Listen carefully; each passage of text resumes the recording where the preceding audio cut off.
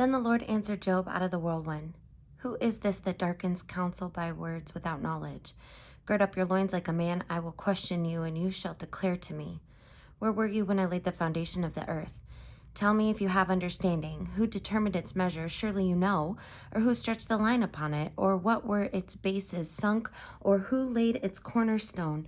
When the morning stars sang together and all the heavenly beings shouted for joy? Or who shut in the sea with doors when it burst out from the womb, when I made the clouds its garment and thick darkness its swaddling band, and prescribed bounds for it, and set bars and doors, and said, Thus far shall you come, and no further, and here shall your proud waves be stopped? Have you commanded the morning since your days begun, and caused the dawn to know its place, so that it might take hold of the skirts of the earth, and the wicked be shaken out of it? It is changed like clay under the seal, and it is dyed like a garment. Light is withheld from the wicked, and their uplifted arm is broken.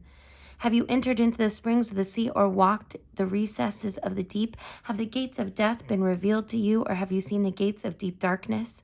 Have you comprehended the expanse of the earth? Declare if you know all this. Where is the way to the dwelling of light, and where is the place of darkness, that you may take it to its territory, and that you may discern the paths to its home? Surely you know, for you were born then, and the number of your days is great. Have you entered the storehouses of the snow, or have you seen the storehouses of the hail, which I have reserved for the time of trouble, for the day of battle and war? What is the way to the place where the light is distributed, or where the east wind is scattered upon the earth? Who has cut a channel for the torrents of rain, and a way for the thunderbolt to bring rain on a land where no one lives, on the desert which is empty of human life, to satisfy the waste and desolate land, and to make the ground put forth grass? Has the rain a father, or who has begotten the drops of dew? From whose womb did the ice come forth, and who has given birth to the hoarfrost of heaven? The waters become hard like stone, and the face of the deep is frozen. Can you bind the chains of the Pleiades, or loose the cords of Orion? Can you lead forth the Mazzaroth in their season, or can you guide the bear with its children? Do you know the ordinances of the heavens? Can you establish their rule on the earth? Can you lift up your voice to the clouds so that a flood of waters may cover you? Can you send forth lightnings so that they may go and say to you, Here we are? Who has put wisdom in the inward parts, or given understanding to the mind? Who has the wisdom to number the clouds, or who can tilt the water skins of the heavens when the dust runs into a mass and the clouds cling together? Can you hunt the prey for the lion, or satisfy the appetite of the young lions when they crouch in their dens or lie in wait in their covert?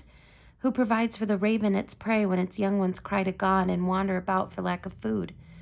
Do you know when the mountain goats give birth? Do you observe the calving of the deer? Can you number the months that they fulfill, and do you know the time when they give birth? When they crouch to give birth to their offspring and are delivered for their young. Their young ones become strong, they grow up, in the open they go forth and do not return to them. Who has let the wild ass go free? Who has loosed the bonds of the swift ass, to which I have given the steppe for its home, the salt land for its dwelling place? It scorns the tumult of the city. It does not hear the shouts of the driver. It ranges the mountains as its pastures, and it searches after every green thing. Is the wild ox willing to serve you? Will it spend the night at your crib? Can you tie it in the furrow with ropes, or will it harrow the valleys after you? Will you depend on it because its strength is great, and will you hand over your labor to it? Do you have faith in it that it will return and bring your grain to your threshing floor? The ostrich's wings flap loudly, through its pinions lack plumage, for it leaves its eggs to the earth and lets them be warmed on the ground, forgetting that a foot may crush them and that a wild animal may trample them. It deals cruelly with its young as if they were not its own. Though its labor should be in vain, yet it has no fear, because God has made it forget wisdom and given it no share in understanding. When it spreads its plumes aloft, it laughs at the horse and its rider. Do you give the horse its might? Do you clothe its neck with mane? Do you make it leap like the locust? Its majestic snorting is terrible. It paws violently, exults mightily. It goes out to meet the weapons. It laughs at fear and is not dismayed. It does not turn back from the sword. Upon it rattle the quiver, the flashing spear, and the javelin. With fierceness and rage it swallows the ground. It cannot stand still at the sound of the trumpet. When the trumpet sounds, it says, Aha! From a distance it smells the battle, the thunder of the captains and the shouting. Is it by your wisdom that the hawk soars and spreads its wings toward the south? Is it at your command that the eagle mounts up and makes its nest on high? It lives on the rock and makes its home in the fastness of the rocky crag. From there it spies the prey. Its eyes see it from far away. Its young ones suck up blood, and where the slain are, there it is. And the Lord said to Job, shall a fault finder contend with the Almighty? Anyone who argues with God must respond. Then Job answered the Lord, see, I am of small account. What shall I answer you? I lay my hand upon my mouth. I have spoken once, and I will not answer twice, but will proceed no further. Then the Lord answered Job out of the whirlwind, gird up your loins like a man. I will question you, and you declare to me. Will you even put me in the wrong? Will you condemn me that you may be justified? Have you an arm like God, and can you thunder with a voice like his? Deck yourself with majesty and dignity. Clothe yourself with glory and splendor.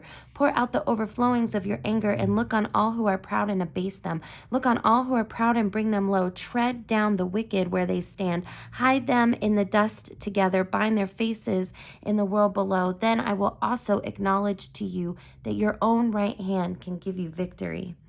Look at Behemoth, which I made just as I made you. It eats grass like an ox. Its strength is in its loins, and its power in the muscles of its belly. It makes its tail stiff like a cedar. The sinews of its thighs are knit together. Its bones are tubes of bronze, its limbs like bars of iron. It is the first of the great acts of God. Only its maker can approach it with the sword. For the mountains yield food for it where all the wild animals play. Under the locust plants it lies, in the covert of the reeds and in the marsh. The lotus trees cover it for shade. The willows of the wadis surround it. Even if the river is turbulent, it is not frightened. It is confident though Jordan rushes against its mouth. Can one take it with hooks or pierce its nose with a snare? Can you draw out Leviathan with a fishhook, or press down its tongue with a cord? Can you put a rope in its nose, or pierce its jaw with a hook? Will it make many supplications to you? Will it speak soft words to you? Will it make a covenant with you to be taken as your servant forever? Will you play with it as with a bird, or will you put it on a leash for your girls? Will traders bargain over it? Will they divide it up among the merchants? Will you fill its skin with harpoons, or its head with fishing spears? Lay hands on it, think of the battle, you will not do it again. Any hope of capturing it will be disappointed.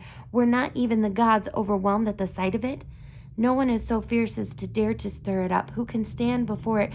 Who can confront it and be safe? Under the whole heaven, who? I will not keep silence concerning its limbs or its mighty strength or its splendid frame. Who can strip off its outer garment? Who can penetrate its double coat of mail? Who can open the doors of its face? There is terror all around its teeth. Its back is made of shields and rows shut up closely as with a seal. One is so near to another that no air can come between them. They are joined one to another. They clasp each other and cannot be separated. Its sneezes flash forth light, and its eyes are like the eyelids of the dawn. From its mouth go flaming torches, sparks of fire leap out. Out of its nostrils comes smoke as from a boiling pot and burning rushes. Its breath kindles coals, and a flame comes out of its mouth. In its neck abides strength, and terror dances before it.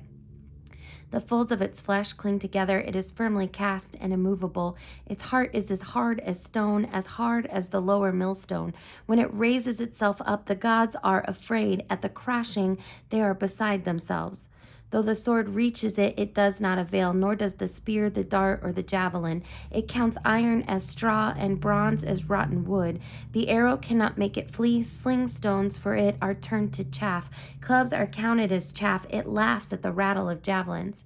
Its underparts are like sharp pot shards. It spreads itself like a threshing sledge on the mire. It makes the deep boil like a pot. It makes the sea like a pot of ointment. It leaves a shining wake behind it. One would think the deep to be white-haired. On earth it has no equal, a creature without fear. It surveys everything that is lofty. It is king over all that are proud. Then Job answered the Lord, I know that you can do all things, and that no purpose of yours can be thwarted. Who is this that hides counsel without knowledge? Therefore I have uttered what I did not understand, things too wonderful for me which I did not know. Hear, and I will speak. I will question you, and you declare to me. I heard of you by the hearing of the ear, but now my eye sees you. Therefore I despise myself and repent in dust and ashes. After the Lord had spoken these words to Job, the Lord said to Eliphaz the Temanite, My wrath is kindled against you and against your 2 friends, for you have not spoken of me what is right, as my servant Job has.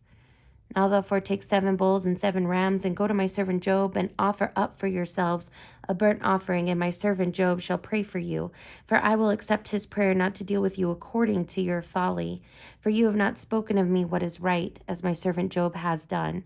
So Eliphaz the Temanite, and Bildad the Shuhite, and Zophar the Naamathite went and did what the Lord had told them, and the Lord accepted Job's prayer. And the Lord restored the fortunes of Job when he had prayed for his friends. And the Lord gave Job twice as much as he had before. Then there came to him all his brothers and sisters and all who had known him before, and they ate bread with him in his house. They showed him sympathy and comforted him for all the evil that the Lord had brought upon him, and each of them gave him a piece of money and a gold ring. The Lord blessed the latter days of Job more than his beginning, and he had 14,000 sheep, 6,000 camels, 1,000 yoke of oxen, and 1,000 donkeys. He also had 7 sons and 3 daughters. He named the first Jemiah, the second Keziah, and the third Karen-Happuch. In all the land there were no women so beautiful as Job's daughters, and their father gave them an inheritance along with their brothers. After this, Job lived 140 years and saw his children and his children's children 4 generations. And Job died old and full of days.